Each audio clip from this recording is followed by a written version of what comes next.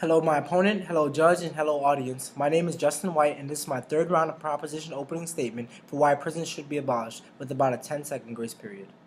The House believes that prison should be abolished. In my argument, I'm defining prison according to the Journal of Criminal Law and Criminology as an institution in a building or vessel of the government for persons convicted and serving sentences. This means that the term prison does not refer to small county jails nor a special institution of the mentally different. Prisons only refer to larger county jails. Now that we have a definition for what prison is, it's vital that we make clear what the role of prison is. I think it is a general consensus that prison should not be some type of cruel and unusual punishment, but should be an institution that is fair and serves the function of correcting criminals to make them productive members of society upon their release. When individuals break laws that uphold the common good, prison is supposed to be a punishment and teaching mechanism that teaches criminals to be more socially cooperative and generous. But prison actually serves as a constant threat against all who would oppose what governments and corporations do with our collective resources, which is why things like peaceful protests, whereas unpunished police violence, mass arrests, infiltration, surveillance, and unjust criminalization of the protest itself, according to the American Civil Liberties Union, what it all boils down to is that our government is corrupted, leaving a lack of legal means to fundamentally change the government.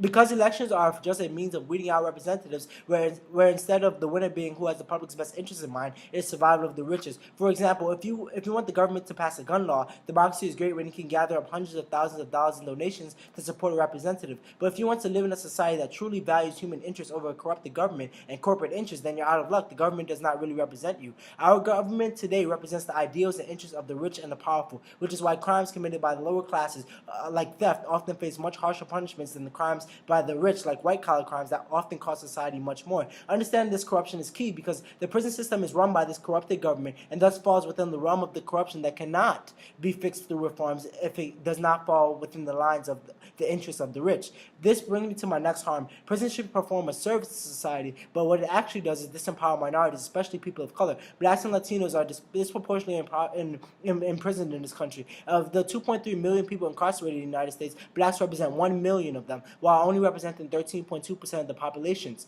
This has a huge negative effect on society because when these people get out of prison, they are rendered second-class citizens in society and basically have their civil rights that they fought for taken away from them, since they can now be discriminated against for jobs, homes, education, and things like that. And as I said before, because of the corruption of the government, these laws that make these unjust disparities possible will not change. Prison should be abolished because it is not serving the function that is there to serve. It is basically becoming a home known too well to people of the lower classes because and not making society better. And it is wasting billions of tax dollars that could be used in funding schools that would actually benefit society.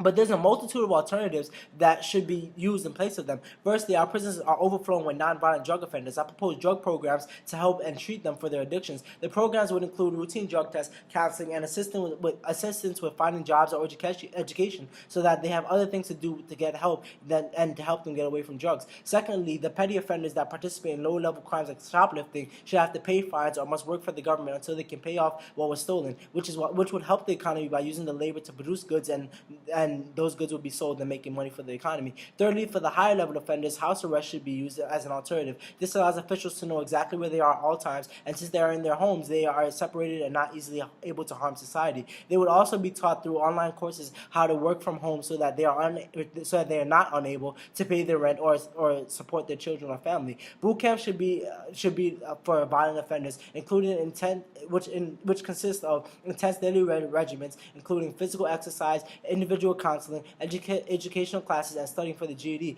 Finally, sex offender treatment with requirements that they attend sex offender treatment programs, report regularly to a probation officer, do not contact their victims, and do not use the internet, and do not work or live in certain areas. These alternatives solve for the harms of having criminals walking freely without fear of retribution for their actions. It costs much less money, and in some cases it helps the economy. It also allows more money to be put into things like education and infrastructure, and it also helps more so than prisons to allow fair and equal justice and make people better members of society after the sentences.